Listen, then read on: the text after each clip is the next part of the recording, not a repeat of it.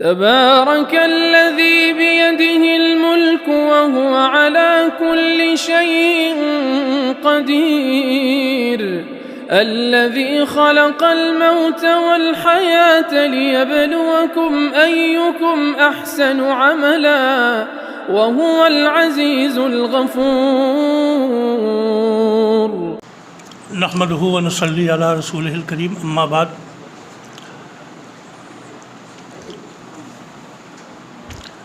اساتذہ کرام اور طلبہ عزیز، السلام علیکم ورحمۃ اللہ وبرکاتہ۔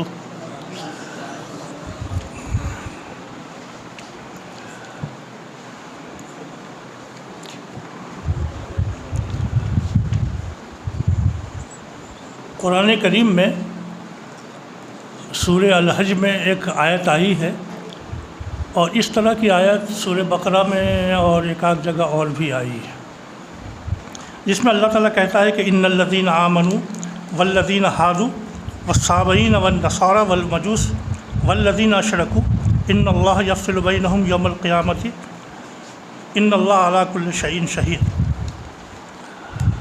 کہ جو لوگ ایمان لائے، مومن ہوئے، اور جو لوگ یہودی ہوئے، اور جو لوگ عیسائی ہوئے، اور جو لوگ مجوسی ہوئے،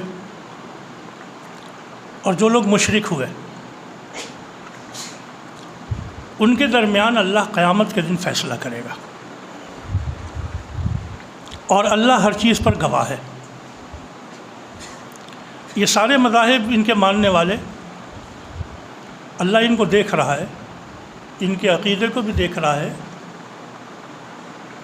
اور ان کے عمل کو بھی دیکھ رہا ہے، لیکن فیصلہ قیامت کے دن کرے گا، آج نہیں کرے گا۔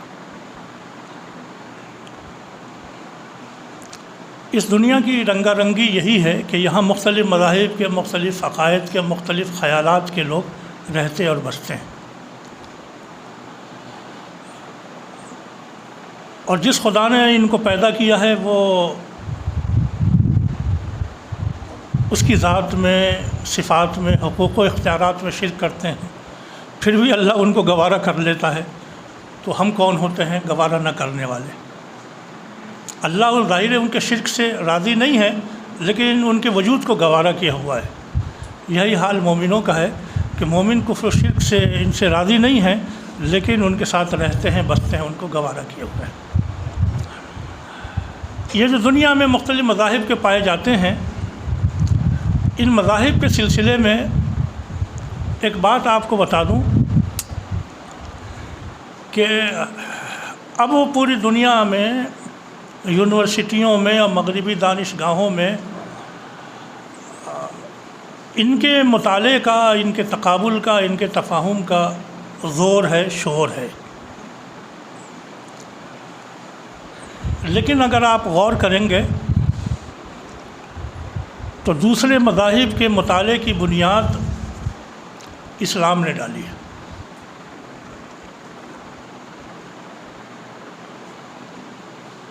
اس وقت جو عیسائی دنیا میں دوسرے مذاہب کے مطالعے کا سلسلہ ہے، یہ بہت پرانا نہیں ہے، بہت نیا ہے۔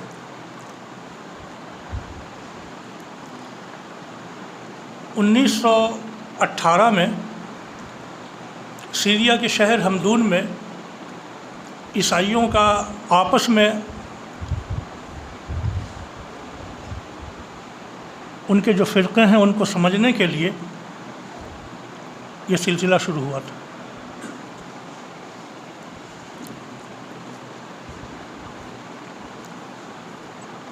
بعد میں اس کو بڑھا کر کے دوسرے مذاہب تک انہوں نے پھیلا دیا، لیکن اس سے پہلے آپس ہی کے اندر وہ لوگ ایک دوسرے کو سمجھانے کی کوشش کرتے ہیں۔ اس سے پہلے کی جو تاریخ عیسائیت کی، وہ ان کے مختلف فرقوں میں قتل عام کی رہی ہے۔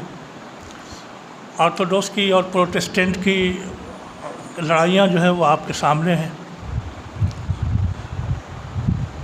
لیکن جہاں تک تفہیم کی ہے وہ روایت ان کے یہاں نہیں رہی ہے، لیکن اسلام نے شروع سے یہ بنیاد ڈالی تھی۔ اسلام کے سامنے جو مذاہب تھے وہ یہ 5 مذاہب تھے اس وقت عرب میں، قرآن کریم نے ان مذاہب کو ایڈریس کیا ہے، ان پہ گفتگو کی ہے۔ یہ مذاہب ہیں، ایک تو اسلام ہے، اہل ایمان کا مذہب ہے، ایک عیسائیت ہے، ایک یہودیت ہے، ایک مجوسیت ہے، اور ایک سابعین ہے، ستارہ پرست لوگ، اور ایک مشرکانہ مذہب ہے جو زیادہ عام تھا۔ قرآن کریم نے ان سارے مذہب پر جگہ جگہ گفتگو کی ہے، کہیں ان مذاہب کے عقیدے پہ گفتگو کی ہے، کہیں ان کے رجال پہ گفتگو کی ہے، کہیں ان کے اعمال پہ گفتگو کی ہے، اور کہیں ان کے سماجی رویوں پہ گفتگو کی ہے، اور کہیں کہیں ان کی باہمی رنجش اور سرکشی پہ بھی گفتگو کی ہے۔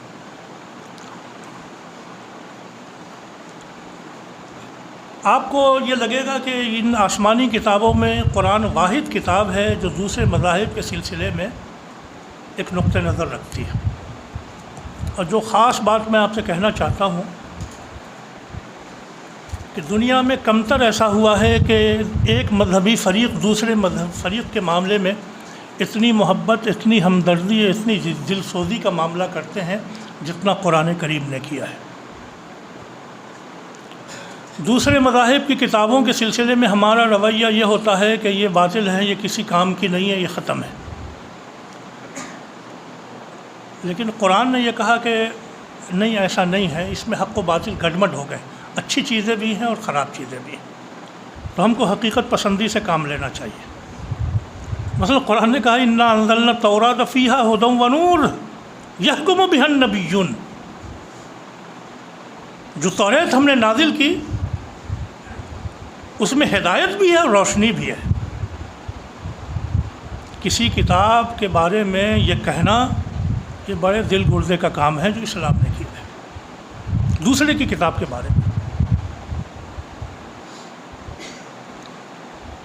قرآن نے تنویر بھی کی کہ جو عمل ہے وہ کتاب کا نہیں ہے، یہ ان کے لوگوں کا ہے۔ یحرفون الکلم عن مواضعہ، یہ تحریف یہ لوگ کرتے ہیں، کتاب کا قصور نہیں، کتاب تو اللہ کی نازل کرتا ہے۔ تو کلیئر کٹ ڈسٹنکشن ہے، واضح فرق ہے یہودیوں کے عمل میں اور حضرت موسیٰ علیہ السلام کی لائی ہوئی کتاب توریت میں۔ عیسائیوں کے بارے میں یہی رویہ ہے۔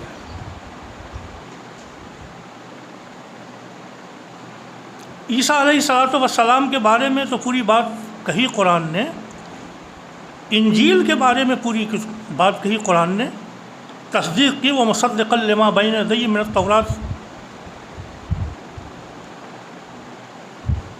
حضرت عیسیٰ علیہ السلام کی شخصیت کی بھی تصدیق کی اور ان کے مذہب کی بھی تصدیق کی، بس اختلافی پوائنٹ جہاں تھا کہ ایک خدائے وحدہ لا شریک کی طرح دوسرا کی جگہ دوسرا خدا نہیں، ما من الہ غیرہ، پوائنٹ یہاں تھا، واضح کیا۔ لیکن جتنی تعریف قرآن میں حضرت عیسیٰ علیہ السلام کی ہے، حضرت مریم علیہ السلام کی ہے، خانوادہ آل عمران کی ہے، شاید کسی اور نبی کی اتنی نہیں ہے۔ اتنا کلوز رشتہ ہے قرآن کا عیسائیت سے۔ اور یہی نہیں، عیسائی علماء، عیسائی پادری، عیسائی قسیسین، عیسائی فقہا، ان سب کے بارے میں جو فراخ دلانہ اعتراف ہے قرآن کریم کا، دنیا میں کسی مذہب میں آپ نہیں پڑھیں گے۔ ممکن ہی نہیں ہے کہ آپ کسی مذہب کے حاملین کے بارے میں یہ سن لیں جو قرآن کریم نے کہا ہے۔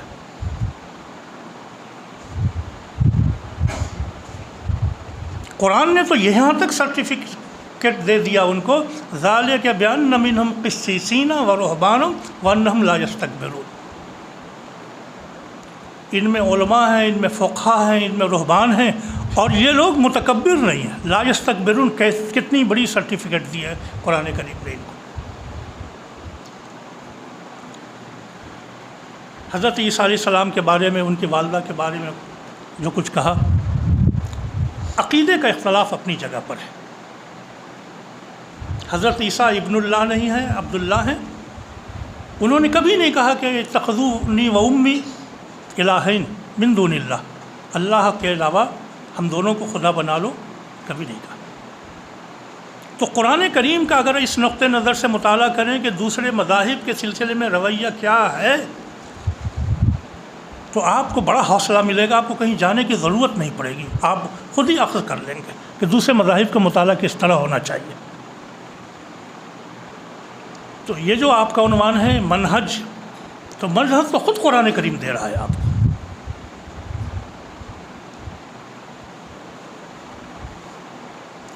اہل کتاب کے بارے میں یہ کہا کہ یہ غلطی مت کرنا کہ سارے اہل کتاب کو ایک سمجھ لینا کہ لیسوا سواء من اہل الکتاب، سارے اہل کتاب برابر نہیں ہیں. ان میں سے کچھ لوگ وہ ہیں یتلون آیات اللہ آناء اللیل، راتوں کو خدا کے حضور اللہ کی کتاب کی تلاوت کرتے ہیں، یہ سجدے میں رہتے ہیں، یہ روتے ہیں.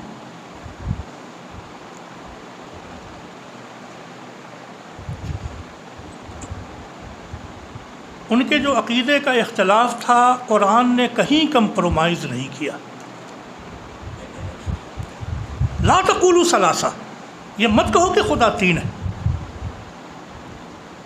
یہ بھی کہا، اور یہ بھی کہا وَإِذَا سَمِعُوا مَا أُنزِلَ إِلَى الرَّسُولِ تَرَىٰ أَعْيُنَهُمْ تَفِيضُ مِنَ الدَّمْعِ. رسول پہ برحق پر جو آیتیں نازل ہوتی ہیں ان کو سن کر ان کی آنکھوں سے آنسو جاری ہو جاتے ہیں. کیا عجیب و غریب اعتراف ہے قرآن کریم کا. عقیدے کا اختلاف بھی کیا اور ان کی جو خوبیاں ہیں ان خوبیوں کا برملا اعتراف بھی کیا. اتفاق سے میرا کرسچن حضرات کے ایک آرگنائزیشن میں خطاب ہوا اور اسی موضوع پر کرسچن مسلم ریلیشن پہ ہوا. میں نے یہ آیت پڑھنی اور اس کی تشریح کرنی شروع کر دی کہ ہم نے آپ کا تعارف کس طرح کرایا ہے دنیا میں. آپ سنیے، 45 منٹ کی گفتگو تھی. جب میں نے پلٹ کے دیکھا تو ان کی آنکھوں سے آنسو جاری تھے. اور یہ میرا نہیں بیان تھا، یہ قرآن کریم کا بیان ہے. ہم نے آپ سے اختلاف کیا ہے، آپ کی عزت کو کہیں ٹھیس نہیں لگائی ہے. دنیا میں کون ہے جس نے آپ سے یہ کہا وَفَضَّلَكُمْ عَلَى الْعَالَمِينَ؟ یہ قرآن نے آپ سے کہا ہے. ورنہ آپ کو تو جھوٹا خدا کہا آپ نے جس سے آپ کا تعلق ہے. جن لوگوں کے ساتھ آپ اٹھتے بیٹھتے ہیں دنیا میں اس وقت، آپ کے نبی کو جھوٹا کہا، ان کی والدہ کو نعوذ باللہ بدکار کہا، ان کو سولی پہ چڑھایا آپ کے بقول. لیکن ہم نے کیا کیا؟ ہم نے دنیا میں آپ کا وہ تعارف کرایا جو کوئی مذہب نہیں کرا سکتا ہے. تو ایک منہج ہے. میں آپ کو بتاؤں، ہجرت حبشہ سے پہلے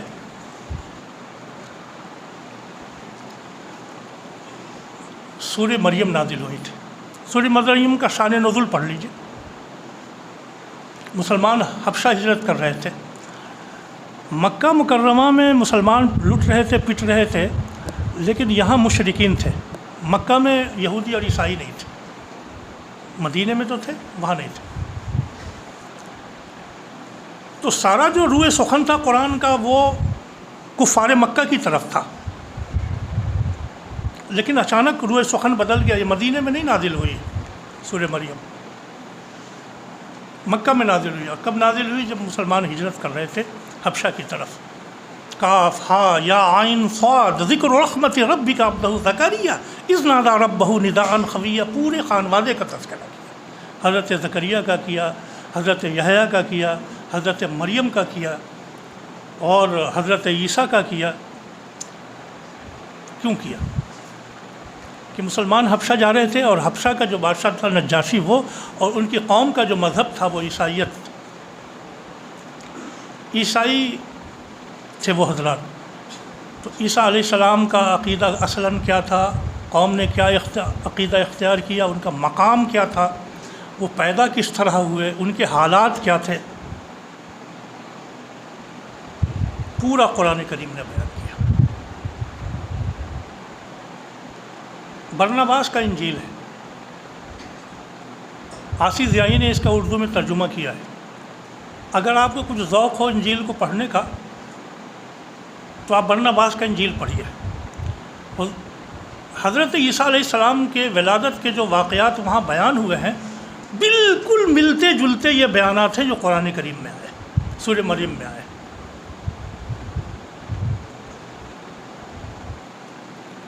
قرآن کا بیان کرنے کا منظر جو ہے وہ اتنا لاجیکل ہے، اتنا جذباتی ہے کہ آدمی رو دیتا ہے جو پڑھتا ہے. فَكُلِي وَاشْرَبِي وَقَرِّ عَيْنَا فَإِمَّا تَرَيِنَّ أَحَدًا مِنَ الْبَشَرِ فَقُولِي إِنِّي نَذَرْتُ لِلرَّحْمَنِ صَوْمًا. پورا جو پڑھیے وہ جو کہتی ہیں کہ کاش میں مر جاتی. اگر آدمی سمجھ رہا ہو پڑھے تو آنسوؤں کے بغیر گزرتا نہیں ہے وہاں سے. اور یہی وہ بات تھی کہ جب حضرت جعفر طیار نے نجاشی کے دربار میں پڑھنا شروع کیا تو آپ کے مورخین لکھتے ہیں کہ نجاشی نے روتے روتے اپنی داڑھیاں تر کر لیں، اور وہ جو علماء بیٹھے تھے اپنی کتابیں لیے ہوئے روتے روتے اپنی کتاب بھگو لی. اور نجاشی نے کہا کہ خدا کی قسم تم نے جو کچھ کہا ہے وہ اور حضرت عیسیٰ اس تنکے سے زیادہ نہیں تھے، کوئی فرق نہیں تھا، اور یہ دونوں ایک ہی مشکات کی نکلی ہوئی کرنیں. وہی انہوں نے تصدیق کر دی. تو جس ملک میں آپ جا رہے ہیں اس ملک کا عقیدہ کیا ہے یہ قرآن نے سکھایا مسلمانوں کو. یہ سورہ مریم کو اور اس کے شان نزول کو پڑھنے سے یہ اندازہ ہوتا ہے. اب اس سے ایک بات معلوم ہوتی کہ ہم جس ملک میں رہتے ہیں، جن لوگوں سے ہمارا سابقہ ہے، ان کا عقیدہ کیا ہے، ان کا مذہب کیا ہے، ان کی تہذیب کیا ہے، یہ ہم کو سیکھنا چاہیے. کہ جیسے کہ اللہ تعالیٰ نے اپنے صحابہ کو کفار کے عقیدے کے علاوہ حضرت عیسیٰ علیہ السلام کے ماننے والوں کے عقیدے سے باخبر کروایا. اب ہمارے سامنے 3 مناہج آتے ہیں مطالعے کے. ایک منہج ہے ابطال مذاہب، دوسرا منہج ہے مطالعہ مذاہب، اور تیسرا منہج ہے تفہیم مذاہب. مذہب کا مطالعہ ہم اس لیے کریں کہ اپنے مذہب کی برتری ثابت کریں، اور دوسرے مذہب کو ہم یہ بتائیں کہ یہ غلط ہے. تو ایک مطالعے کا یہ طریقہ یہ بھی ہمارے یہاں رہا ہے. اور دوسرا طریقہ یہ ہے کہ ہم صرف مذہب کو جانیں کہ وہ ہے کیا، اور تیسرا یہ ہے کہ نہیں ہم ڈائلاگ کریں، انڈرسٹینڈنگ کریں، کچھ ہمیں سمجھیے کچھ آپ سمجھیے. یہ مذاہب کے مطالعے کے تینوں طریقے رائج رہے ہیں، اور ہر زمانے میں رہیں گے. یہ طریقہ ختم نہیں ہوگا، یہ منہج کبھی جائے گا نہیں. لیکن علماء نے، ہمارے علماء اسلام نے کس طرح دوسرے مذہب کا مطالعہ کیا، اس پر تھوڑی سی گفتگو میں آپ سے کروں گا. ہمارے یہاں برادران وطن میں بڑے اسکالرس ہیں. ان کا اعتراض مسلمانوں پر یہ ہے کہ یہ مسلمان صرف اپنے مذہب کو پڑھتے ہیں، دوسرے مذہب کو نہیں پڑھتے. یہ ان کا اعتراض ہے، جس کا کبھی کبھی یہ ان کے دانشور اظہار کرتے ہیں. میں کہتا ہوں عاجزی کے ساتھ کہ ایسا نہیں ہے، یہ خلاف واقعہ ہے. مسلمانوں نے جتنا دوسروں کو پڑھا ہے، دوسرے لوگوں نے کم مذاہب کو پڑھا ہے، بشرطے کہ جب تک مسلمان پڑھنے لکھنے والی قوم تھی. اب تو واٹس ایپ دیکھنے والی قوم بن گئی ہے، مطالعہ تو کم ہوتا ہے.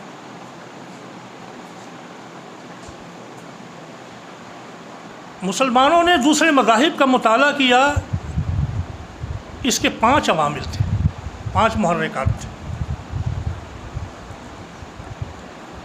پہلا محرک تو یہی کہ اپنے اسلام کی حقانیت کو ہم ثابت کریں، اور اسلام کے اوپر جو اعتراضات ہوتے ہیں ان کو ہم جواب دیں.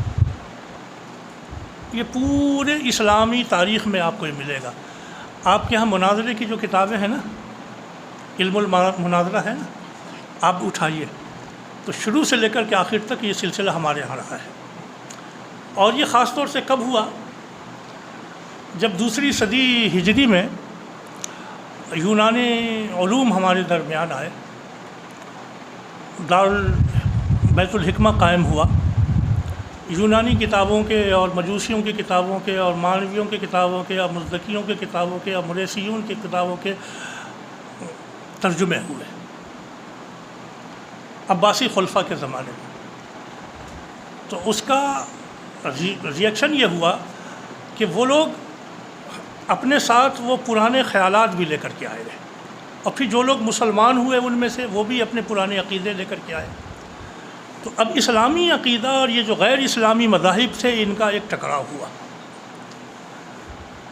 تو ایک تو نظری راستہ تھا، فکری راستہ تھا کہ یونانی علوم کے ذریعے اسلام کے نظریات کے اوپر شبہات وارد کرنے والے مسائل آئے.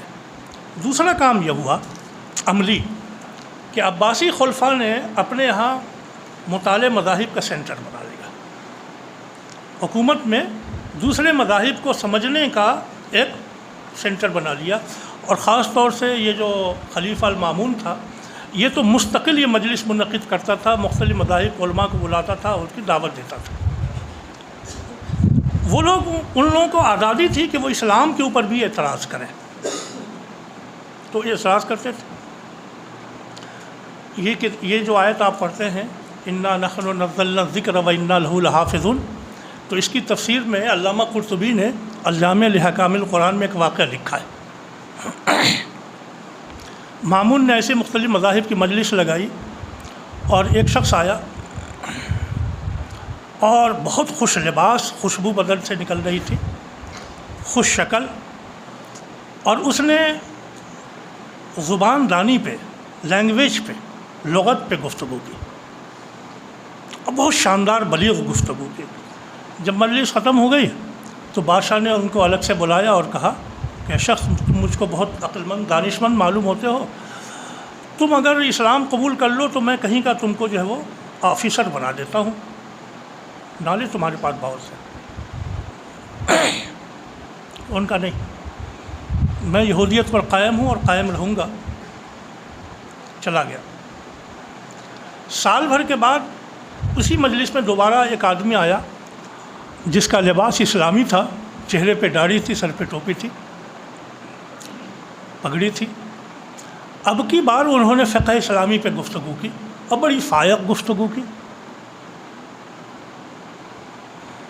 چونکہ حلیہ بدل گیا تھا تو لوگوں کی سمجھ میں نہیں آیا کہ یہ کون ہے. بادشاہ پہچان گیا لہجے سے کہ یہ آدمی تو وہی معلوم ہوتا ہے. جب مجلس ختم ہوئی تو انہوں نے بلایا اور کیا شخص تم وہی اسرائیلی نہیں ہو جو سال بھر پہلے اس مجلس میں آئے تھے؟ تو ان کہا میں وہی آدمی ہوں. تو ان کا تب تو تم یہودی تھے، اب تم مسلمان لگ رہے ہو. ان کا میں مسلمان ہوں.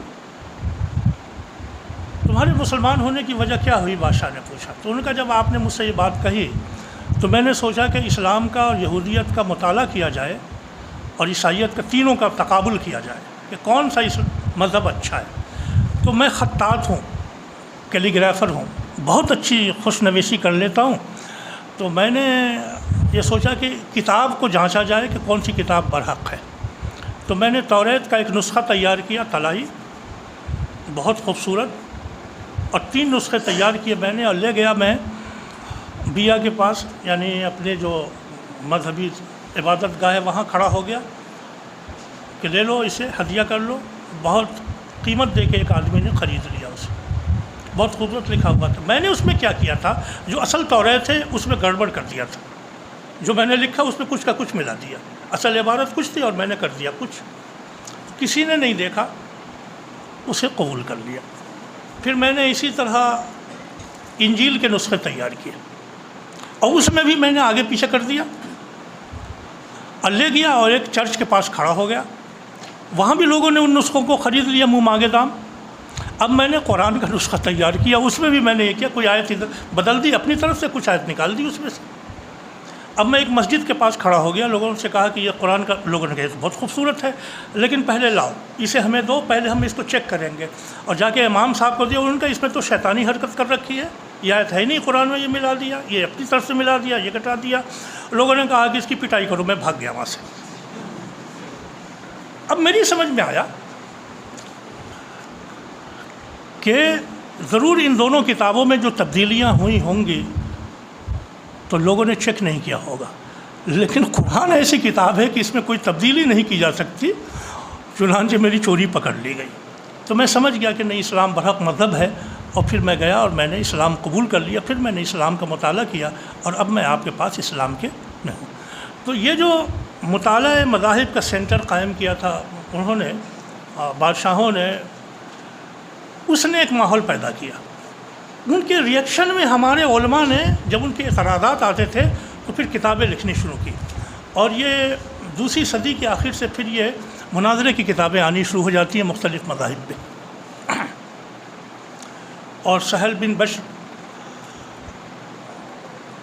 پہلا آدمی ہے جس کی کتاب ہم کو ملتی ہے، اس سے پہلے تو اور بھی لوگوں نے لکھی ہیں، لیکن جو کتابیں ملتی ہیں وہاں سے الرد علی الیہود والنصارى کے نام سے یہ سلسلہ شروع ہو جاتا ہے، اور پوری اسلامی اس میں وہ کتابیں ملتی ہیں۔ تو ایک محرک جو ہمارے یہاں رہا ہے کہ دوسرے مذہب کی خرابی کو اجاگر کرنا اور اپنے مذہب کی کو ثابت کرنا۔ جو کتابیں ہمارے یہاں موجود ہیں ان میں چند کتابیں بہت اہم ہیں عزیزو، اور وہ اویلیبل ہیں۔ پہلی کتاب تو امام ابن تیمیہ کی ہے، الجواب الصحیح لمن بدل دین المسیح۔ یہ 4 جلدوں میں کتاب ہے، 14 صفحوں کی کتاب ہے۔ انہوں نے اسلام کی حقانیت ثابت کرنے کے ساتھ ساتھ مسیحی موجودہ عقائد کے اوپر علمی تنقید کی۔ یہ 14 صفحے کی کتاب ہے، بڑی طویل کتاب ہے، اور اس زمانے میں ابن تیمیہ کے زمانے میں عیسائی مذہب کو ان سے زیادہ جاننے والا کوئی نہیں تھا۔ ایک زمانہ تھا کہ جب علماء دوسرے مذاہب پر اس طرح حاوی تھے کہ ان کی ساری جزیات کے اوپر، جیسا کہ امام ابن تیمیہ حاوی تھے۔ انہی کے شاگرد ہیں علامہ ابن قیم۔ یہ بڑے معتدل اور متقی آدمی تھے، سیرت نگار بھی تھے اور امام تھے، اور مختلف فنون پہ انہوں نے کتابیں لکھی ہیں۔ ان کی کتاب ہے ہدایت الحیارى فی اجوبۃ الیہود والنصارى۔ اسلام پہ جو ان کے اشکالات ہیں ان کو اشکالات کا جواب دیا ہے، پھر اسلام کی طرف سے جو دفاع کیا ہے انہوں نے، اس میں پوری کتاب کو، ان کے عیسائیت کی پوری انجیل کو کھنگالا ہے، ان کے رویے کو، ان کی تاریخ کو کھنگالا ہے۔ اور ہمارے زمانے میں مولانا رحمۃ اللہ کیرانوی مناظر اسلام، ان کی کتاب اظہار الحق ہے جو 4 جلدوں میں فارسی میں بھی چھپی ہے اردو کے ساتھ، عربی میں بھی چھپی ہے، ترکی میں بھی چھپی ہے۔ تو اس طرح ایک محرک ہمارے ہاں مطالعہ مذاہب کا تو ابطال مذاہب رہا ہے۔ اسی کے ساتھ ساتھ جو دوسرا محرک رہا ہے ہمارے ہاں،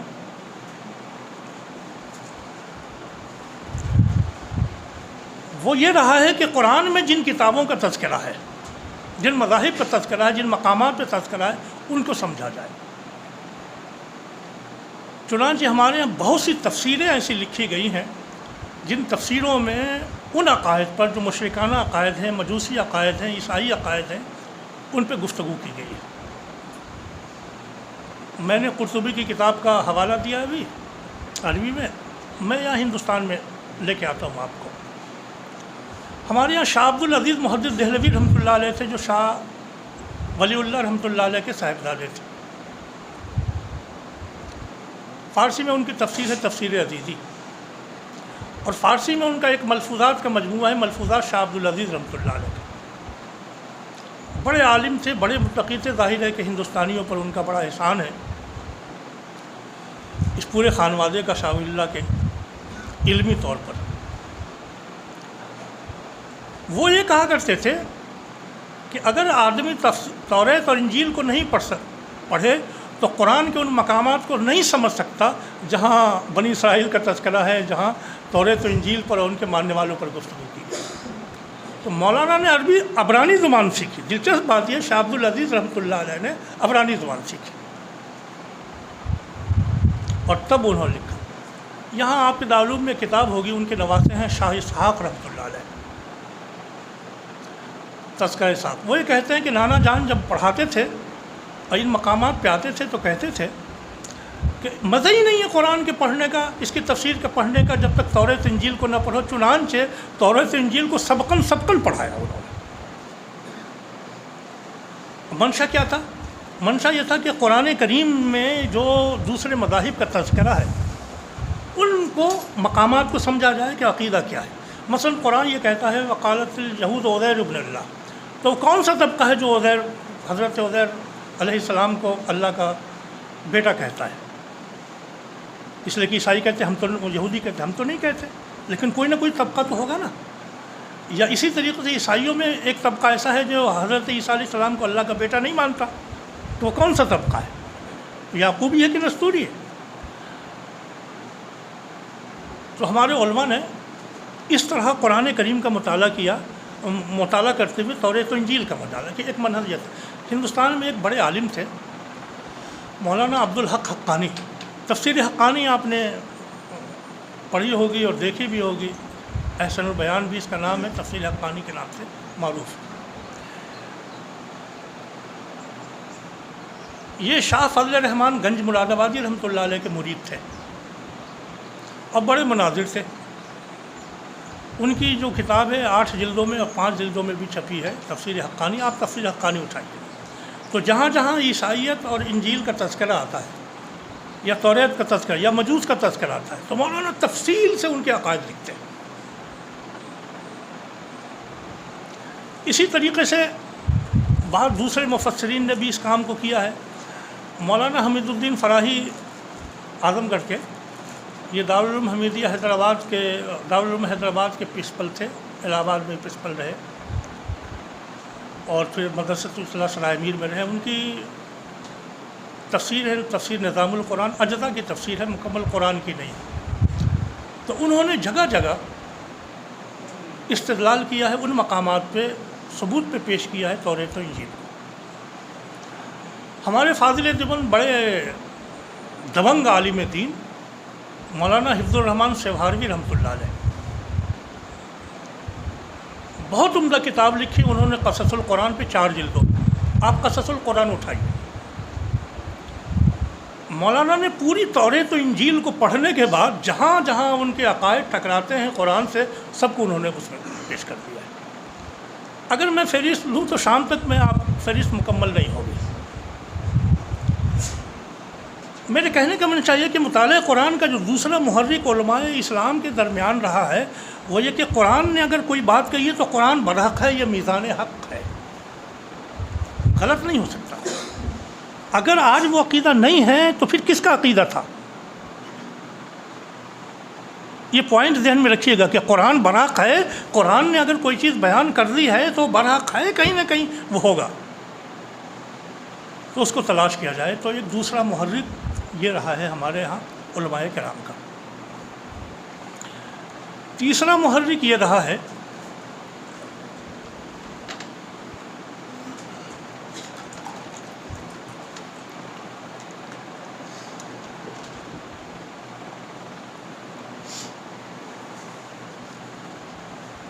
کہ اللہ تبارک و تعالیٰ نے روز ازل میں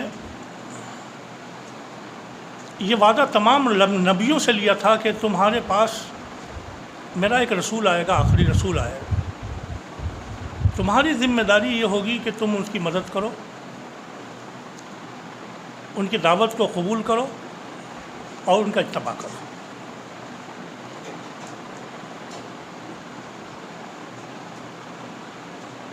ثم جاءکم رسول مصدق لما بین یدیکم،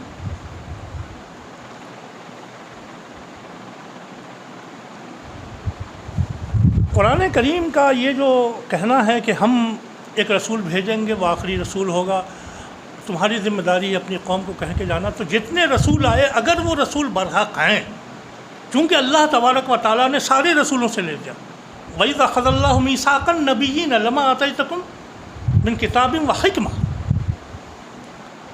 تو سارے رسولوں سے لیا ہے، تو اگر وہ کتاب برحق ہے، منزل من اللہ ہے، تو لازم ہے کہ آخری رسول صلی اللہ علیہ وسلم کی بشارت اس میں ہو۔ سبحان اللہ، نقطہ کیا ہے آپ دیکھیے، آسمانی کتابوں کے حق ہونے کا معیار یہ ہے کہ اس میں ہماری بشارت ہوگی، اس لیے کہ اللہ تبارک و تعالیٰ نے وعدہ لے لیا تھا سارے رسولوں، تو لازماً کہیں نہ کہیں ہوگی۔ سورہ رات کی آخری آیت پڑھیے،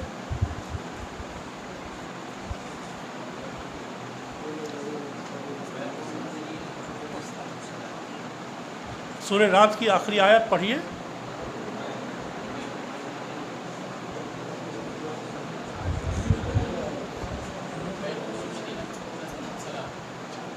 قل کفا باللہ شہیدم بینی و بینکم ومن عندہ علم الکتاب. اللہ تعالیٰ نے دو گواہی اپنے رسول پر دی. ایک تو اپنی گواہی دی اور دوسری گواہی اہل کتاب کی دی کہ اہل کتاب بھی گواہ ہیں رسول کی رسالت پر. لیکن سوال یہ ہے کہ رسول کی کتاب گواہی کہاں دی انہوں نے؟ قرآن کریم میں کہا گیا ہے کہ حضرت عیسیٰ علیہ السلام نے یہ کہا کہ ہمارے بعد جو نبی آئے گا اس کا نام محمد ہوگا، من بعد اسمہ احمد. تو انجیل میں کہاں ہے یہ؟ موسیٰ علیہ السلام نے یہ بشارت دی کہ تمہارے درمیان تمہارے بھائیوں میں سے، یعنی تم بنی اسرائیل کے بھائی، بنی اسماعیل میں سے اللہ ہمارے جیسا ایک نبی بھیجے گا. بہت سے لوگوں کا خیال یہ ہے، میری یہ فیلڈ نہیں ہے، کہ ہندوستان کے جو اسکرپچرس ہیں ان میں بھی رسول کریم صلی اللہ علیہ وسلم کی بشارت ہے. خاص طور سے یہ جو کتاب ہے نراشنس اور آخری رسول، تو وید پرکاش اپادھیائے، ان کا دلی میں بھی ایک لیکچر ہوا تھا بہت پہلے، چنڈی گڑھ میں پروفیسر تھے تو پورا کوٹ کرتے تھے. مسلمانوں نے بھی کوٹ کیا ہے، لیکن وہ گرے ایریا جس کو انگریزی میں کہتے ہیں ویگ ہے، یعنی اتنی واضح بشارتیں نہیں ہیں جتنی واضح بشارتیں ان آسمانی کتابوں میں ہیں جن کا تذکرہ قرآن میں آیا ہے. تو مسلمانوں کے مطالعے کا ایک پورا موضوع رہا ہے کہ اس کو کیسے تلاش کیا جائے اور ان سے کیسے نکالا جائے. ایک بہت بڑے عالم تھے جو 4-5 زبانوں کے اسکالر تھے، مولانا عنایت رسول چریا کوٹھی. یہ مئو کے پاس گھوسی ہے، وہیں پہ چریا کوٹ ہے، وہاں کے رہنے والے تھے، جہاں کے مولانا فاروق چریا کوٹھی تھے، مولانا شبلی کے استاد بھی تھے یہ. تو انہوں نے عبرانی زبان، کلدانی زبان اور یونانی زبان تینوں زبان پڑھی تھی. اور مولانا شاہ عبد العزیز کے شاگرد جو ٹونک میں تھے ان سے جا کے انہوں نے حدیث پڑھی تھی. اور یہ کلکتہ چلے گئے تو اس وقت ریل کا سفر نہیں ہوتا، ریل کی ایجاد نہیں ہوتی. تو وہاں جا کر کے انہوں نے یہ زبان پڑھی اور پھر پوری توریت کو کھنگالا انہوں نے اور انجیل کو کھنگالا اوریجنل زبان میں، اور ان کے ان ترجموں سے بھی موازنہ کیا جو یونانی ترجمے ہیں، کیونکہ زبان جانتے تھے. اب انہوں نے کتاب لکھی بشرا. یہ بہت پرانی کتاب تھی، اس زمانے میں یہ شائع ہوئی، اور انہوں نے موازنہ کیا ہے کہ یہ بشارت یہ ہے اور قرآن یہ کہتا ہے، اور یہ تحریف کہاں کی ہے. انہوں نے وہ یہ کہتے ہیں کہ وہ بشارتیں کسی نہ کسی شکل میں موجود ہیں. سر سید احمد خان نے جس وقت ولیم مور نے کتاب لکھی تھی دی لائف آف محمد، تو کہتے ہیں کہ میرا دل کباب ہو گیا جل کے حضور پاک اور ان کی خانگی زندگی پر، ان کی دعوت پر اتنا ظالمانہ حملہ کیا. تو جواب دیا انہوں نے، علمی جواب دیا الخطبات الاحمدیہ کے نام سے. اس کا جو 10واں چیپٹر ہے، 10واں باب، اس میں انہوں نے ان بشارتوں کو جمع کیا ہے کہ جو بشارتیں انجیل میں ہیں، اور ان بشارتوں کو جمع کیا ہے جو بشارتیں توریت میں پائی جاتی ہیں. سر سید بہت محنتی آدمی تھے، ان کے مذہبی خیالات ایک طرف رکھیے، لیکن مولانا عنایت رسول چریا کوٹھی سے جا کے عبرانی زبان پڑھتے تھے. وہ اس میں تھے، بنارس میں صدر الصدور تھے، تو چریا کوٹ شام کو سیٹرڈے کو ان کو چھٹی ہوتی تھی تو اپنی بگی سے چلے جاتے تھے، ان سے عبرانی زبان پڑھتے تھے. اور پھر جب لکھا تو پورا چیپٹر ان کو دکھایا، کیونکہ وہ عبرانی کے عالم ہیں، حدیث کے بھی عالم. یا اسی طریقے سے عبدالحق ودیارتی تھے، وہ سنسکرت بھی جانتے تھے اور عبرانی بھی جانتے تھے. یہ جو عبدالسلام نوبل لاریٹ تھے، ان کے والد تھے.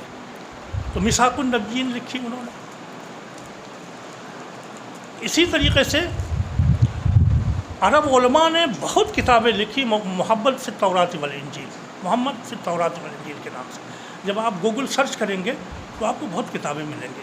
تو تو مسلمانوں کے مطالعے کا، دوسرے مذاہب کے مطالعے کا ایک موٹیو اور ایک محرک یہ رہا ہے کہ ان کتابوں میں دیکھا جائے کہ جو رسول کریم کی بشارتیں ہیں وہ کس حد تک موجود ہیں، اور اب بھی اس پر کتابیں آ رہی ہیں، لوگ لکھ رہے ہیں نئے نئے زاویے سے۔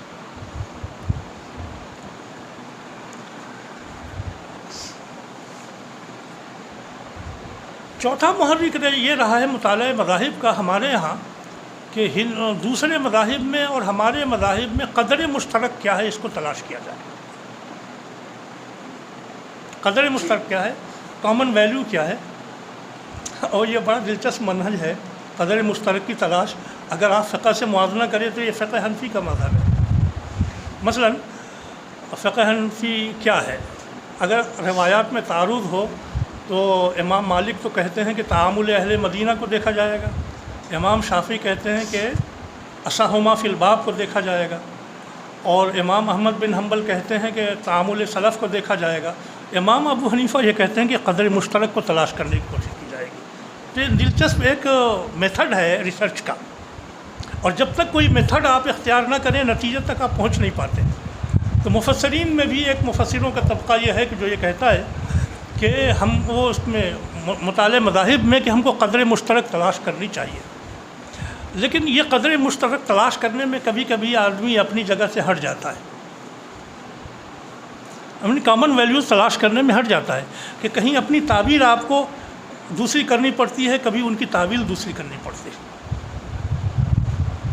میں مثال دیتا ہوں، ہندوستان میں بڑا مطالعہ کیا تھا دارا شکو نے، اور وہ بنارس میں رہا تھا دارا شکو، اب پوری سنسکرت زبان جانتا تھا کیونکہ شہزادہ تھا۔ تو انہوں نے ہندو اسکرپچرس کا مطالعہ کیا اور اسلام سے اس کا دونوں کا قدر مشترک نکالا۔ انہوں نے گیتا کا بھی ترجمہ کیا، اور انہوں نے اپنشد کا بھی ترجمہ کیا، اور سر اکبر بھی لکھی، اور بحر حیات بھی لکھی، مجمع البحرین بھی لکھی۔ موٹیو تو ان کا یہ تھا کہ ہندو مت کو اور اسلام کو ہم ثابت کریں کہ یہ ایک سمندر کی دو لہریں ہیں، لیکن اسلام کے عقائد و تصورات کی جو انہوں نے تعبیریں کی وہ علماء کے لیے قابل قبول نہیں تھی۔ اگر اس کے اوپر بھرپور تنقید چاہتے ہیں آپ پڑھنا، تو مولانا محمد میاں صاحب کی جو کتاب ہے علماء ہند کا شاندار ماضی، اسے پڑھ لیجیے تو اندازہ ہو جائے گا کہ قدر مشترک کیا ہے۔ یا اسی طریقے سے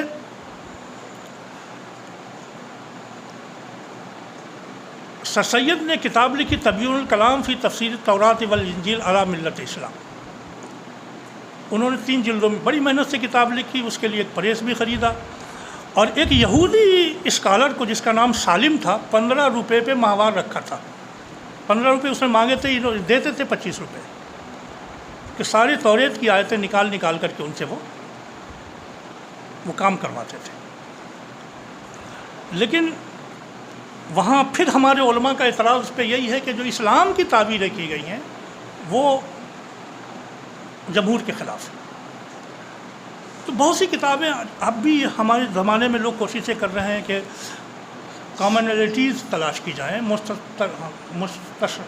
مشترکہ قدریں تلاش کی جائیں، اب بھی یہ کوششیں ہو رہی ہیں۔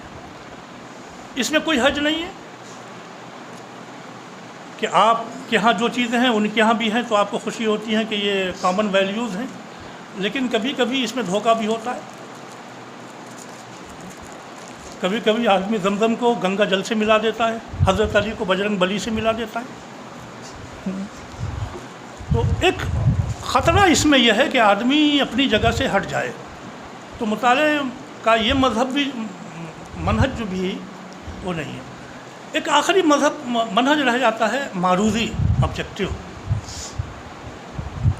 کہ ہمارا کوئی محرک نہیں ہے، ہم صرف یہ چاہتے ہیں کہ جو مذہب جیسا ہے ویسا ہمارے یہاں ہماری سمجھ میں آئے۔ یہ منہج بھی ہمارے علماء کے یہاں رہا ہے۔ ہندوستان میں مسلم حکمرانوں کے آنے سے پہلے ایک شخص آیا ہے جس کا نام ہے ابو ریحان، محمد ابو ریحان البیرونی۔ وہ شخص یہاں آیا اور وہ بڑا سائنس داں تھا، جغرافیہ داں تھا. اس نے ہندو اسکرپچر کو پڑھنے کی کوشش کی تو کوئی پڑھانے کے لیے تیار نہیں. آپ جانتے ہیں کیا کیا اس نے؟ حلیہ بدل لیا اپنا، کپڑا بدل لیا اپنا، پھر جا کر کے انہوں نے سنسکرت زبان پڑھی. یہ جو کلگاؤں ہے کشمیر میں، وہ وہاں جا کر کے رہا اور بالکل گیروے لباس میں جیسے. اور اس کے بعد انہوں نے کتاب لکھی مالی الہند، جو مختلف زبانوں میں. دوستو آپ کو ایک بات میں بتا دوں، ہندوستانی مذاہب کا پہلا علمی تعارف دنیا میں کسی نے کرایا تو وہ بھی مسلمان ہے، اس کا نام محمد ریحان البیرونی. اس سے پہلے کوئی کتاب دنیا میں نہیں تھی. انڈیا اسلامک سینٹر میں ہندو اسکالر جمع تھے تو میں نے یہ پوائنٹ ان کے سامنے رکھا کہ آپ کے مذہب کا تعارف دنیا میں ہم نے کرایا. انہوں نے کہا کیسے؟ میں نے کہا ثبوت حاضر ہے. اسلامی حکومت کے قیام سے پہلے، اب سے 1100 سال پہلے، آپ کی کتاب عربی میں کس نے لکھی ہے؟ البیرونی سے پہلے کوئی کتاب ہو تو بتائیں. ان کا نہیں، آپ صحیح کہتے ہیں. ہم بہت جھالے لوگ تھے، ایسے نہیں تھے جو آج نظر آ رہے ہیں، ہمت والے تھے. البیرونی ان کے پورے عقائد کا تذکرہ کرتا ہے، عبادات کا تذکرہ کرتا ہے، مقامات کا تذکرہ کرتا ہے، پہاڑوں کا تذکرہ کرتا ہے، اور پورا اس کا سماجی مطالعہ کرتا ہے. اور اپنی طرف سے ایک بات نہیں کہتا. یہ نہیں کہتا کہ ان کے زبان میں اپنی بات ڈال دیں، ایسا نہیں کرتا وہ. یہ پہلا سنجیدہ مطالعہ تھا ہندوستان میں ہندوستانی مذاہب کا. دوسرا مطالعہ شاہجہانی عہد میں ہوتا ہے ان کا، ذوالفقار اردوستانی کا. اس کی کتاب کا نام ہے دبستان مذاہب. انہوں نے ہندوستان کے ان تمام مذاہب کا جو اس زمانے میں موجود تھے بڑا معروضی مطالعہ کیا، اور جیسا انہوں نے سمجھا ویسا انہوں نے بیان کر دیا. عزیزو، یہ چاروں پانچوں جو پوائنٹ ہم نے بیان کیے کہ یہ موٹیو تھے، یہ منہج تھا مطالعے کا ہندوستان میں. اور ہمیں اعتراف کرنا چاہیے کہ مسلمانوں نے ان سارے مناہج کے تحت ہندو مذہب کا مطالعہ کیا ہے. ہمارے صوفیاء میں ایک بڑی تعداد ایسی ہے کہ جو سنجیدگی کے ساتھ ہندوستانی مذہب کا مطالعہ کرتے تھے، اور بہت سے صوفیاء تو ایسے ہیں جو ان کے رنگ میں ہی رنگ گئے تھے اب بھی. لیکن بڑے معتبر اجلہ صوفیاء ان کا مطالعہ کرتے تھے. میں مثال دوں گا، حضرت نظام الدین اولیاء رحمۃ اللہ علیہ کے خلیفہ خاص تھے حضرت شیخ محمود نصیر الدین اودھی چراغ دلی. بڑے عالم تھے اور تصوف کی اصلاح بھی کرتے تھے. مرید تو تھے حضرت نظام الدین اولیاء رحمۃ اللہ علیہ کے. ان کے خلیفہ تھے شیخ خواجہ محمد حسینی، شیخ بندہ نواز گیسو دراز، گلبرگہ میں جن کا مزار ہے. آپ مزار سے یہ نہ سمجھیے کہ ہمارے زمانے کے کوئی آدمی، یہ بڑے عالم دین تھے اور عمر بھر انہوں نے فقہ کا درس دیا ہے وہاں. ان کی سوانح فارسی میں آپ پڑھیے. آپ ان کے بارے میں، ان کے سوانح میں لکھا ہے کہ سنسکرت کے عالم تھے، اور جب کوئی آتا تھا تو ان کو بیٹھا لیتے تھے اور ان سے مذہبی مباحثہ کرتے تھے اور اسلام پیش کرتے تھے کہ تمہارا مذہب یہ ہے اور اچھا یہ. بہت سے واقعات ان کے ملفوظات کے ان کا مجموعہ جوامع الکلم. فارسی میں اگر فارسی آتی ہو تو آپ پڑھ لیجئے، ہو سکتا ہے اردو میں بھی ترجمہ ہو. میری نظر سے اردو ترجمہ نہیں گزرا. تو پوری زندگی وہ ان کا رابطہ جوگیوں سے بھی رہتا تھا اور ہندوؤں سے بھی رہتا تھا، برہمنوں سے رہتا تھا، اور وہ ان کو ان کے مذہبی اشکالات دور کرتے تھے اور اسلام کی دعوت کو دیتے تھے. انہوں نے پورا وہ پڑھا. مرزا مظہر جانے جانا رحمۃ اللہ علیہ، آپ جانتے ہیں دلی کے معروف شیخ. ان کے ملفوظات کا مجموعہ ہے جن اویلیبل ہے. ملفوظات میں جگہ جگہ انہوں نے اپنے ہندو مذہب کے مطالعے اور ہندو مذہب کے معلومات پہ پوری گفتگو کی ہے. وہاں وہ موجود ہے. خواجہ حسن نظامی رحمۃ اللہ علیہ دلی کی مشہور شخصیت تھی. ہندو مذاہب پر کئی کتابیں انہوں نے لکھی. مولانا مناظر حسن کی گیلانی کی کتاب آپ نے پڑھی ہوگی، ہندوستان میں مسلمانوں کا نظام تعلیم و تربیت۔ اس میں کئی بزرگوں کے واقعات لکھے ہیں کہ جو سنسکرت جنہوں نے باقاعدہ پڑھی اور اسلام کی تبلیغ کی۔ کھنبھائیت کے ایک مولوی حیدر علی کا انہوں نے تذکرہ کیا ہے کہ ایک پنڈت جی کے پاس گئے اور انہوں نے کہا کہ آپ مجھے پڑھا دیجیے۔ انہوں نے بہرحال اسے سنسکرت پڑھی۔ جب سنسکرت پڑھ لی تو ان کو اسلام پیش کیا کہ آپ کے یہاں یہ لکھا ہوا ہے، ہمارے یہاں یہ لکھا ہوا ہے، اور بالآخر اپنے پنڈت جی کو مسلمان کر لیا انہوں نے۔ مولانا مناظر حسن گیلانی نے لکھا اپنی کتاب میں۔ آزادی سے پہلے بنارس میں ایک صاحب ہوا کرتے تھے، مولانا ابو محمد امام الدین رام نگری۔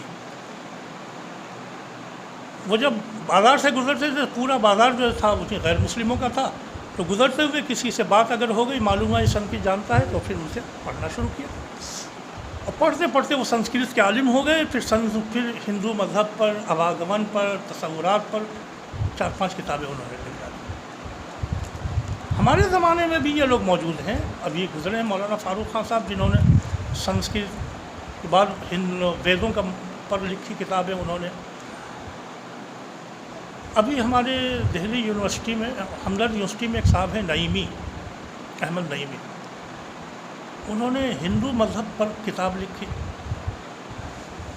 اب ہمارا ایک کام یہ ہوتا ہے کہ دونوں کا موازنہ کریں، اس معروضی مطالعے میں موازنہ کریں، یہ کیا ہے اور یہ کیا ہے۔ حق و باطل سے کوئی بحث نہیں، تو جس کو ہم تقابلی مطالعہ کہتے ہیں، تقابلی مطالعہ مذاہب یا کمپیریٹیو اسٹڈی آف ریلیجن، یہ ذرا حساس ہوتا ہے کہ آپ جن دو چیزوں کا مقابلہ کر رہے ہیں ان میں تناقض کی کیا ہے۔ منطق میں تو آپ کہتے ہیں کہ 8 اصول ہے، 10 تناقض، وحدت شرط تھا، وحدت موضوع محمول و مکان، لیکن مذاہب کے مطالعے میں ہم اس کو اپلائی نہیں کرتے۔ مذاہب میں صرف ہم یہ دیکھتے ہیں کہ کوئی ایک چیز بھی اگر مشابہت کی مل جائے تو اس کا ہم موازنہ کر لیتے ہیں، تو یہ ذرا سا نازک مرحلہ ہے۔ میں دوستو آپ سے عرض یہ کر رہا تھا اب تک کہ مطالعہ مذاہب کے یہ 4-5 محرکات رہے ہیں علماء کے درمیان، اور پوری تاریخ میں علماء نے یہ کیا ہے کہ انہوں نے دوسرے مذاہب کا مطالعہ کیا ہے، دریغ نہیں کیا ہے۔ یہ جو الزامات ہم پہ لگائے جاتے ہیں کہ مسلمان صرف اپنے مذہب کا مطالعہ کرتے ہیں، دوسرے کا مذہب کا مطالعہ نہیں کرتے، تاریخی طور پر یہ بات صحیح نہیں ہے۔ ہم اتنے تنگ نظر کبھی نہیں رہے، ہاں موٹیو الگ الگ رہے ہیں۔ اس مطالعے کا فائدہ کیا ہوتا ہے وہ میں آپ کو بتاتا ہوں۔ آپ دیکھیے کہ جب کسی غیر مسلم کو آپ یہ دیکھتے ہیں کہ قرآن یہ پڑھ رہا ہے، حدیث صحیح کوٹ کر رہا ہے، تو آپ کو کتنی خوشی ہوتی ہے، آپ کا ایک تعلق بن جاتا ہے کہ یہ ہمارے مذہب کو جانتا ہے۔ یہاں ہندوستان میں گاندھی جی اس دیوبند میں بھی تشریف لائے تھے، اور ان کے شاگرد تھے پنڈت سندر لال، اور ان کے ایک شاگرد اور تھے بی این پانڈے جو گورنر تھے اڑیسہ کے۔ یہ سب وہ لوگ تھے جو قرآن پڑھتے تھے، بہت صحیح قرآن پڑھتے تھے، اور اب بھی میں بہت سے غیر مسلموں کو جانتا ہوں جو بہت صحیح قرآن پڑھتے ہیں، غلطی نہیں کرتے۔ آپ کو خوشی ہوتی کہ آپ نہیں جانتے کہ آپ اگر اسی طرح دوسرے مذہب کا مطالعہ صحیح کریں گے تو ان کو کتنی خوشی ہوگی۔ میں آپ کو ایک چھوٹی سی مثال دیتا ہوں۔ یہ شتابدی ایکسپریس صبح 6 بجے چلتی ہے دلی سے لکھنؤ کو، علی گڑھ پہنچتی ہے 8 بجے سے پہلے۔ مجھے لکھنؤ جانا تھا، میں بیٹھ گیا، برابر میں پنڈت جی بیٹھے ہوئے تھے، تو وہ ناشتہ دیتا ہے تو میں تو انڈا بریڈ کھاتا ہوں، وہ تو انڈا نہیں کھاتے، انہوں نے منع کر دیا، دوسرا ناشتہ بھی نہیں لیا، چپ چاپ بیٹھے رہے۔ ناشتہ کر کے فارغ ہوا تو میں نے کہا کہ پنڈت جی آپ سے ایک بات پوچھوں، برا تو نہیں مانیں گے؟ ان کا نہیں، آپ پوچھیں۔ تو میں نے کہا کہ آپ نے ویدوں کو پڑھا ہے؟ آفیسر تھے کہیں، وہ ایسے پنڈت نہیں تھے کتاب والے، برہمن تھے، تو ان کا نہیں، میں نے نہیں پڑھا ہے۔ تو میں نے کہا کہ بس ایسی، انہوں نے کہا کہ ایسی جانتا ہوں میں بالاسطاب نہیں پڑھا ہے۔ تو میں نے کہا میں نے کچھ پڑھا ہے، میں آپ کو پیش کروں کہ میں نے غلط تو نہیں پڑھا ہے؟ تو تھوڑی مسکرائے، کہا کہیے۔ تو میں نے پھر یجز وید کے 40واں ادھیائے پڑھنا شروع کیا، خاص طور سے اس کا وہ حصہ جس میں یہ کہا گیا ہے کہ وہ ایک ہے، دوسرا نہیں ہے، وہ اتنا گتی شالی ہے کہ فرشتے بھی اس کی جگہ نہیں پڑھتے، اور اس کے جیسا کوئی نہیں۔ میں پڑھتا چلا، آگے اور بھی ہے، ویدوں کی خاص بات یہ ہے کہ اس میں آپ کو توحید کی تعلیم بھی مل جاتی ہے اور آگے شرک بھی مل جاتا ہے. وَمَا يُؤْمِنُ أَكْثَرُهُم بِاللَّهِ إِلَّا وَهُم مُشْرِكُونَ. تو دونوں چیزیں مل جاتی ہیں.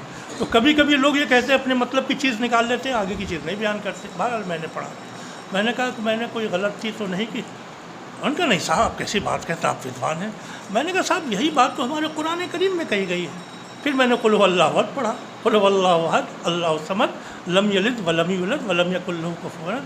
میں نے کہا ایک صحیح مذہب کے لیے, ایک سچے دھرم کے لیے 4 چیزیں ضروری ہیں. نمبر 1 یہ کہ خدا ایک ہو, 2 نہ ہو, 3 نہ ہو, 4 نہ ہو, انگنت نہ ہو. وہی آپ کا وید کہہ رہا ہے کہ وہ ایک ہے, اکیلا ہے. وہ بے نیاز نہ ہو, کسی سے مانگنی, کسی سے کھانا نہ مانگے, کسی پہ دودھ کا چڑھاوا نہ مانگے. اس کے ماں باپ نہ ہو, اس کے بیٹے بیٹیاں نہ ہو, اس کی سنتان نہ ہو. چاہیے. اور چوتھا یہ کہ اس کے جیسا کوئی نہ ہو, کوئی ہمسر نہ ہو, نہ دعویٰ کر لے گا. تو یہ 4 کرائٹیریا ہیں صحیح مذہب کا. یہ چاروں جو قرآن بیان کرتا ہے. آپ کے یہاں بھی اتنی ملتی جلتی ہے, تو مجھے لگتا ہے کہ آپ ہی کا بٹوا تھا جو گر گیا, آپ لوگ اٹھا نہیں پا رہے ہیں. بہت سے وہ, لیکن اتنی عزت کی انہوں نے, اللہ تعالیٰ ان کو ہدایت دے, اتنی عزت کی کہ لکھنؤ تک بہت ان کا کہ گرو جی آپ, میں نے بتایا کہ میں پڑھاتا ہوں, میرا سبجیکٹ یہ نہیں ہے لیکن میرا شوق ہے. بہت خوش ہوئے, بہت خوش ہوئے. میں یہ نہیں کہتا کہ ہر آدمی مسلمان ہو جاتا, پہلے بھی میں نے یہ کہا تھا, لیکن آپ کے لیے اس کے دل میں جگہ بن جاتی ہے. تو ہندوستانی مذاہب کا مطالعہ اس لیے بھی ہے, آپ کو کرنا چاہیے کہ برادران وطن کے دلوں میں آپ جگہ بنا سکیں. ایک پوائنٹ یہ ہے. دوسری چیز یہ ہے کہ کبھی کبھی ہمارے اوپر اعتراض کرتے ہیں, وہ اپنی چیزوں کو نہیں جانتے اور ہماری ہر چیز کو نشانہ بناتے ہیں. لیکن جب ان کو لگتا ہے کہ نہیں وہ چیز ہمارے یہاں بھی موجود ہے, تو ذرا ٹھنڈے ہو جاتے ہیں. تو یہ ہم کو جاننا چاہیے, خاص طور سے دعات کو, داعیوں کو, کہ ہماری جن چیزوں پر ان کو اعتراض ہے ان سے ملتی جلتی چیز تو ان کے یہاں بھی ہے. میں ایک چھوٹی سی مثال دیتا ہوں. ہمارے ایک دوست ہیں انجینئر, وہ ایک گروپ میں ہیں جس گروپ میں مسلم بھی ہیں تھوڑے اور زیادہ تر غیر مسلم ہیں, ہارڈ کور بھی ہیں اس میں اور بھی ہیں. تو ایک صاحب نے گروپ میں ڈال دیا کہ مسلمان نوجوان دہشت گرد اس لیے ہو جاتے ہیں کہ ان کو 72 حوروں کا وعدہ کیا گیا ہے, کہ کسی کو مار دیں گے تو 72 حوریں ملیں گے. اب وہ بڑی شان ہوئے کہ گروپ میں ڈال دیا. کیا کیا جب میرے پاس آئے تو میں نے کہا آپ اس کا جواب دے دیجئے کہ اور آپ لوگ دہشت گرد اس لیے ہو جاتے ہیں کہ آپ کے ویدوں میں اپسراؤں کا تصور ہے کہ اپسرائیں ملیں گی, اپسرا بھی حوری کو کہتے ہیں. اب جب انہوں نے ڈالا اگلے دن سے ان کی بولتی بند ہو گئی. بہت سے تصورات جو ہمارے یہاں ہیں, شراب طہور کا تصور ہے, ان کا بھی پایا جاتا ہے نا. یہ جو حیات بعد الموت کا تصور ہے, اواگمن جس کو کہتے ہیں, اس کو ذرا سمجھنے کی ضرورت ہے. ہمارے یہاں جو نظام ہے مرنے کے بعد ایک زندگی اور حساب و کتاب کا, اس کا بھی موازنہ کرنے کی ضرورت ہے. جو مذہبی پیچیدگیاں ان کے یہاں پائی جاتی ہیں, ہمارے یہاں دھیرے دھیرے اب وہ آ رہی ہیں, لیکن ابھی بھی صاف اور شفاف جو مذہب ہے وہ اسلام ہے. آدمی سمجھتا ہے کہ یہ صاف شفاف ہے تو قبول کرنے کی صلاحیت بھی پیدا ہو جاتی ہے. مطالعہ مذاہب کے سلسلے میں ایک بات یاد رکھنے کی ضرورت یہ ہے کہ جب آپ اپنے علاوہ دوسرے مذاہب کو آپ پڑھتے ہیں تو آپ کا نقطہ نظر وسیع ہوتا ہے, آپ کا دل وسیع ہوتا ہے, آپ کی زبان وسیع ہوتی ہے, آپ کے اندر ایک وسعت آ جاتی ہے. مثلا کوئی اپنی تقریر کے اندر جب مختلف مذاہب کا حوالہ دیتا ہے تو آپ کو لگتا یہ ہے کہ یہ آدمی بہت پڑھا لکھا ہے, بہت سمجھدار ہے. میں آپ کو ایک چھوٹی سی مثال دیتا ہوں. حضرت مولانا اسلم قاسمی رحمۃ اللہ علیہ کا انتقال ہوا تو دلی میں ان کی ایک تعزیتی نشست تھی. تو آپ جانتے ہیں ان کے صاحبزادے جو ہیں ان کی شادی دوسری برادری میں ہوئی, تو انہوں نے چاہا کہ کوئی ایسا عالم آئے کہ جو عربی کے ساتھ فارسی انگریزی ان کا بھی ہو. تو مولانا سفیان صاحب سے انہوں نے مشورہ کیا, تو انہوں نے کہا سعود عالم کو علی گڑھ سے بلا لو.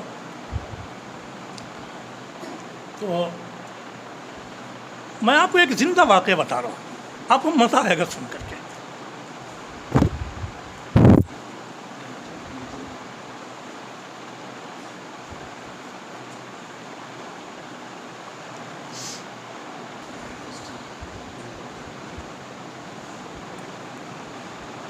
تو